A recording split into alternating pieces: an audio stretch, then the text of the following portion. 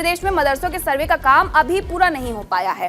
5 अक्टूबर तक इसे पूरा होना था, लेकिन छुट्टियों की वजह से काम नहीं हो सका। मदरसा बोर्ड के चेयरमैन इफ्तिखार अहमद ने बताया है कि रिपोर्ट आने के बाद उन छात्रों का भला हो जाएगा जो गैर मान्यता प्राप्त मदरसों में पढ़ने की वजह से आगे कुछ नहीं कर पाते हैं। देखिए हमारी रिपोर्ट।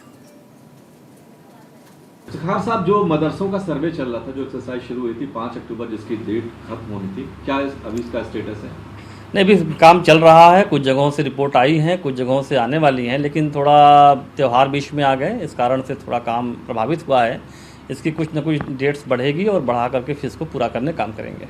इफ्तिखार साहब, जो हमारे गैर मान्यता प्राप्त मदरसे हैं जिनकी सूची या जिनकी जानकारी आएगी, जब भी आएगी, वहाँ पर जो बच्चे पढ़ रहे हैं उनकी जो डिग्रीज है उसकी क्या वैल्यूज़ है, उनकी जो मार्कशीट है उसकी वैल्यूज़ क्या है और आगे चलकर क्या वो कर सकते हैं? ये रिपोर्ट से आने के पहले की भविष्यवाणियाँ हैं कि हम क्या कर सकते हैं। दरअसल यही तो सब पता किया जा रहा है कि वो कौन सा कोर्स पढ़ा रहे हैं, उनका पाठ्यक्रम क्या है, क्या सिलेबस पढ़ाते हैं, वो उनकी बिल्डिंगें कैसी है, उनका इंफ्रास्ट्रक्चर कैसा है, उनके यहाँ बच्चे किस रूप में पढ़ रहे हैं, वो कितने बच्चे हैं, कितने मदरसे हैं, इसकी कोई जानकारी अभी तक हम लोगों को नहीं है।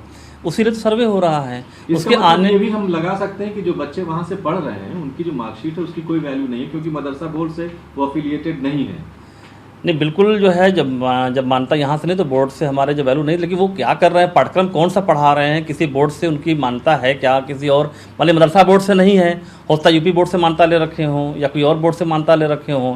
तो ये आने वाले दिनों में जो हमारी रिपोर्ट्स आएंगी, जो सर्वे के द्वारा जो डेटा आएगा जिलाधिकारी की तरफ से पूरे 75 जिलों का, उसके बाद ही हम समझ पाएंगे कितने बच्चे हैं और अब तक वो कौन सी एजुकेशन ले रहे हैं और किस बोर्ड से ले रहे हैं, क्या पढ़ रहे हैं, उनका पाठ्यक्रम क्या है, उनका सिलेबस क्या है, वो कौन सी किताबें पढ़ रहे हैं, वो केवल रिलीजियस किताबें पढ़ रहे हैं कि मॉडर्न एजुकेशन भी ले रहे हैं। ये सारी चीज़ें सर्वे के आने के बाद ही तय कर पाएंगे हम लोग। क्या हम ये मान के चलें कि जब रिपोर्ट्स आ जाएगी, जानकारियाँ सारी आ जाएंगी, तो उसके बाद जो खामियां हैं गैर मान्यता प्राप्त मदरसों में, इन सब चीज़ों को लेकर के उसको दूर करने पर विचार किया जाएगा?